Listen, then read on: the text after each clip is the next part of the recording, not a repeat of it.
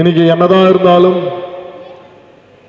சட்டமன்ற உறுப்பினராகி அமைச்சரே ஆகினாலும் கீழே இருக்க சில அடிப்படை வசதிகளை செய்து முடிக்க முடியல.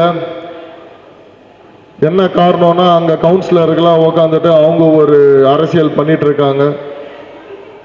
ஸோ நீங்க எல்லாருமே இன்னைக்கு இணைஞ்சிருக்கீங்க.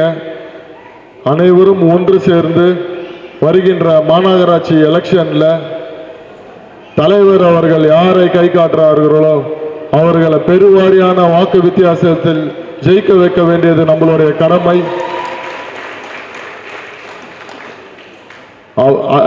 தலைவர் அவர்கள் முதலமைச்சராக ஆயிட்டாங்க. ஆனா அவருக்கு இவ்வளோ உழைக்கிறாரு, இவ்வளோ செய்யறாரு. அப்படி இருக்கும்போது நம்ம அவருக்கு திருப்பி செய்ய வேண்டிய கடமைகள் இதுதான். ஏன்னா அப்பதான் நம்ம மக்களுக்கு முறையாக வரி பணமாக இருந்தாலும் சரி, அவங்களுக்கு செய்ய வேண்டிய எந்த ஒரு விஷயமாக இருந்தாலும் சரி, அது முழுமையாக போய் சேரும். அதனால நீங்க எல்லாரும் சேர்ந்து வருகின்ற காலத்தில் ஒற்றுமையாக செயல்படுங்க. தமிழக வெற்றி கழகத்தில் இணைஞ்சிட்டோம், நம்மளுக்கு எப்படி இருக்கும் ஏது இருக்கும்லாம் நினைக்காதீங்க. உங்க வீட்டில் இருக்கிற ஒரு ஆள் போலதான் இங்க அத்தனை பேருமே நாங்க பழகுவோம். அதனால எந்த ஒரு குறை நிறை இருந்தாலும் நீங்க சொல். உள்ளாட்சி சுடர் செய்திகளுக்காக தயாளன். தாம்பரம் மாநகராட்சியில் மக்கள் பிரச்சனை சரி செய்ய முடியவில்லை. கவுன்சிலர்கள் அரசியல் அதிகமாக உள்ளது.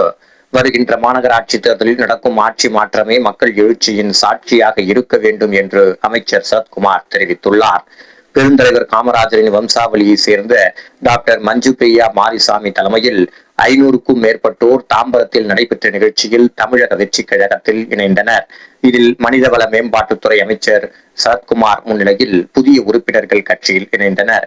பின்னர் நிகழ்ச்சியில் பேசிய அமைச்சர் சரத்குமார், தாம்பரம் மாநகராட்சியில் மக்கள் பிரச்சனையை சரி செய்ய முடியவில்லை.